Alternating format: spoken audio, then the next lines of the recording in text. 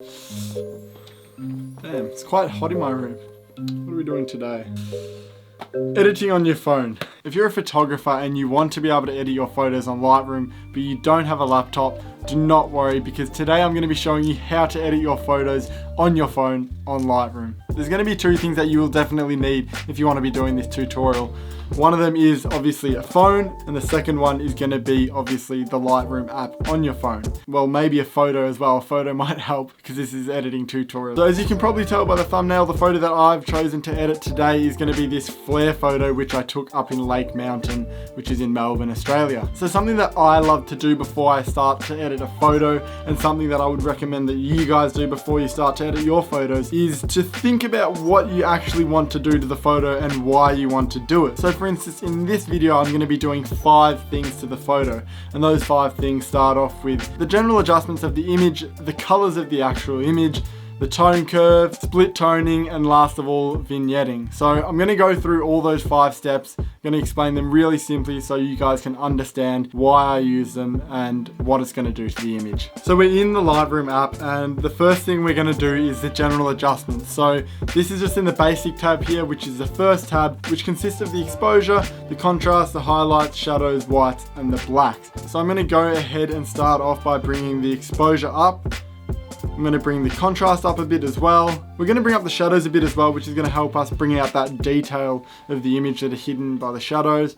And then we're going to go ahead and bring the blacks down, which adds to that contrast again. And just by looking at it now, I think we can put the contrast up a bit more. Maybe we'll bring it up, I think 50. Somewhere around 50 looks good. So we've done the basic adjustments, which is just that first tab. Really quick, really simple. And what that does is just brightens the image up, makes that colors pop, and makes it a bit easier to see what we're actually looking at. So for the second phase of this editing tutorial, we're going to be adjusting the colors of the image. So we're going to be focusing on the orange of the flare, and we're going to be focusing on adding some blues to the shadows of the image. So we can do that in the color adjustments here. So if we go to our color tab here, we'll click on our oranges and we can just slide them up, which is just going to boost the oranges really nicely. So I say we'll bring them up to about 64 because it just looks good there.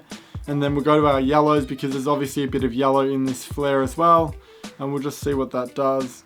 Actually, it does nothing, literally nothing. So you can see here the mask is blue. So what we want to do is we want to bring the luminance up, which is going to make that mask pop a bit more. And then we're going to bring the saturation up and make that a bit teal by bringing the hue to the left. And the last thing that I want to do is make the red jacket pop. And I'm just going to simply do that by bringing the saturation up to about 25 and then bring the luminance up a bit just to make that pop again. So the next step is the tone curve, and you know I love using the tone curve because what it does is it creates this moody sort of vibe to your images, and I use this a lot. I use this in every single one of my edits. So we'll go into our tone curve just by clicking on the light tab here and then the top right here, which is curve. So the way we're going to do this is by grabbing the bottom part or whatever this thing is, and as you can see, I can just bring it all the way up and it's going to completely fade the image, or I can bring it down and it's just going to crush the blacks, make it really contrasty. So whenever you use the tone curve, make sure you use it in minimalizations. I know that's not a word, but you know what I mean. And obviously we can drag it left, right, but we're just going to drag it through the middle just to about here. So that's pretty much all we need to do for the tone curve. Phase number 4 is going to be split toning, and what we want to do here is we want to create a blue shadow to the image because that's going to contrast really well with the orange flare, because obviously those two colors go against each other, but they work really well when you put them in a photo. So we can go ahead and click done on the tone curve, and then we'll go to our effects tab and we'll go onto split tone. I just want to go to our shadows here and just bring this tab down here, and I want to bring it to the blue. We want to have it just a slight tinge of blue. So we'll have the hue around, I'd say, we'll have it on 200, but we'll bring the saturation down to say 44. So we're pretty much almost there at the end of this tutorial, but there's still one last thing that we have to do, and that is going to be vignetting. So we'll go over to our effects here, and if we scroll down a bit, we can see this little vignette thing here, which pretty much just creates a shadow around the sides of your image, and in this case it brings the attention of the image to the center. So our subject, which is Hayden holding the flare,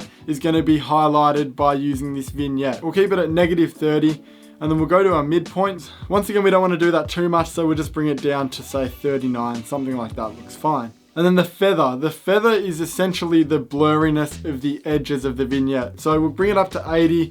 It's just a subtle adjustment, but once again, it just brings the focus to the center of the image. So there you go, that's pretty much it. We've taken the photo from something that looks like this. It's dark, there's not much pop to it, and it doesn't really look that engaging. And then we've ended up with something that looks like this.